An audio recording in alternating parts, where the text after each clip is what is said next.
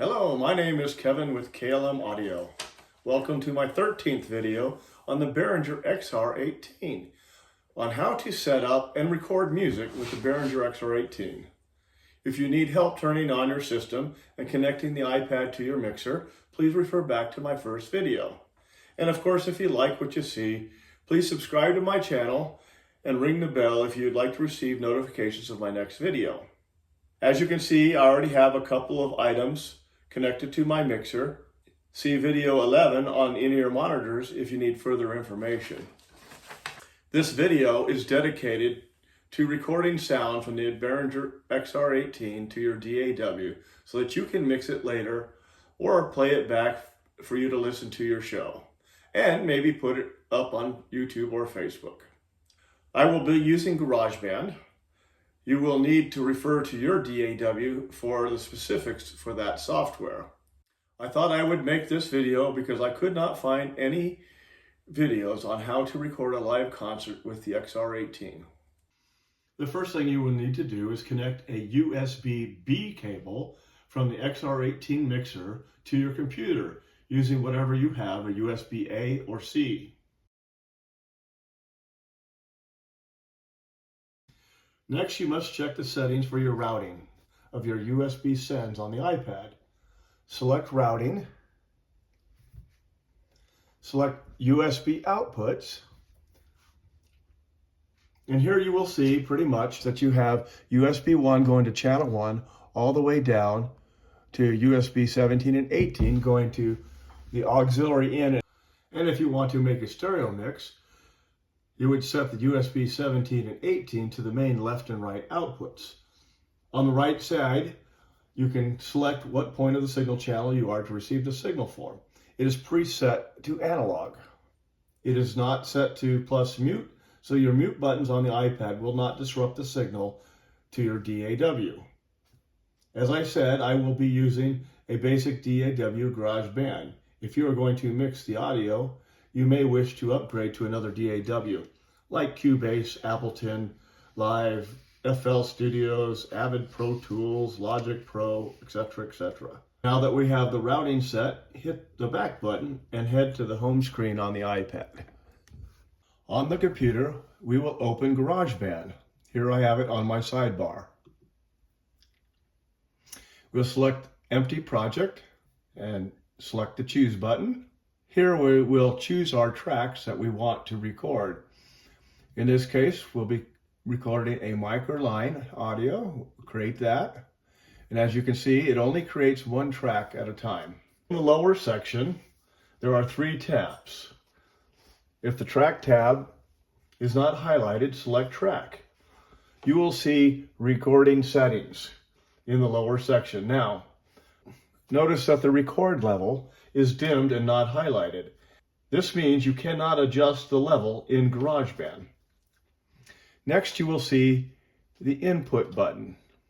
The button just to the right of the input button is where you select mono or stereo input. The circle means mono, and the figure 8 means stereo. We will set these to mono. If you are to bring like auxiliary 17, 18 in, then you might want to select the stereo channel. The box to the right shows GarageBand is connected to the XR18. Audio track 1 is now connected to channel 1. The next thing we'll do is rename our audio track. We'll click on the audio, double click, and change it to kick drum, which is what we have in our iPad. Now let's change the color to yellow like we have on our iPad too. Select the track tab at the top of the screen, so way up here. Come down here and assign track color. And then we'll come down to the color scheme and select yellow. Notice that there are no black or white to choose from. You will need to add the remaining channels that you are going to record, selecting either the plus button here at the top or selecting track and selecting either new track or new track with duplicate settings. So we'll do that and see we get audio track 2 and it has the same settings. Or you can hit the Command D and put your tracks on. Let's get rid of the colors here so we can see what's going on.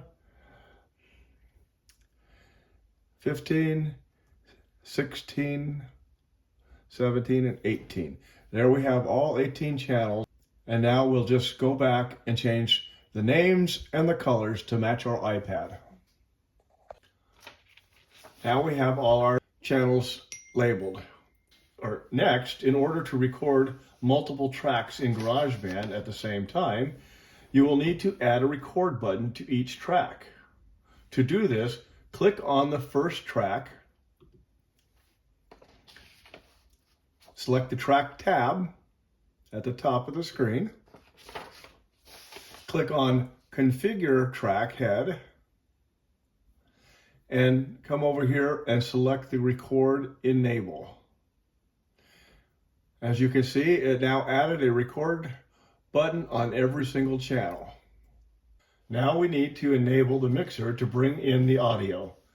Click on the apple in the upper left-hand corner. Go to System Settings, go to Privacy and Security.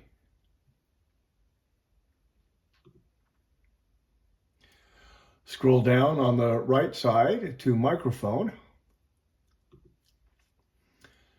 And here you have GarageBand, and we will enable it. You will have to quit GarageBand to change this setting.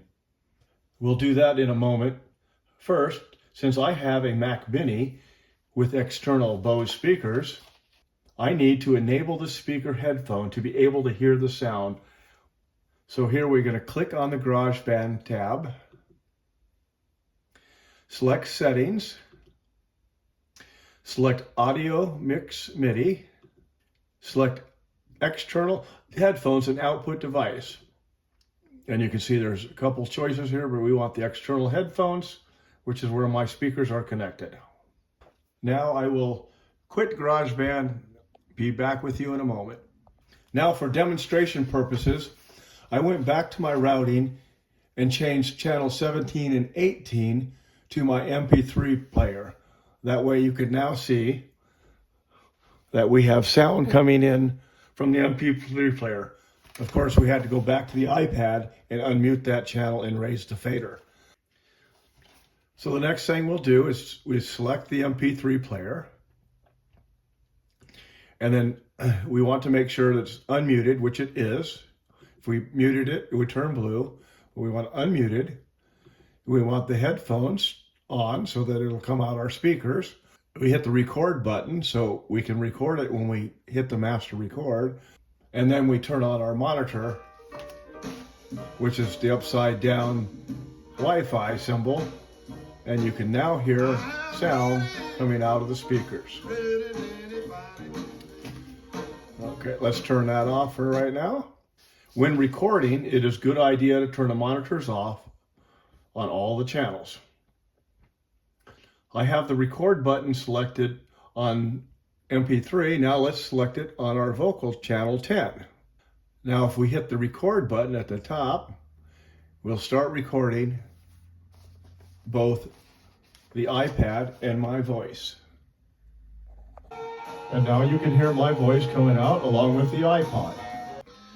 Now when we hit the record button at the top of the page, you can see that we are now recording our vocals, and we are now recording the MP3. Check 1, 2, check 1, 2, check, check. To hear the playback, we move the cursor back to the beginning and hit the space bar. Check 1, 2, check, check. And there you have it. You've made your first recording with the Behringer XR18 using GarageBand. Now all you have to do is edit the music. My next video will be on installing the XR Edit app onto your Mac and updating the firmware to your Behringer XR18. Again, if you enjoyed this video, subscribe to the channel, ring my bell to receive further notifications of my next videos in the series on the Behringer XR18. Thank you. I am Kevin with KLM Audio.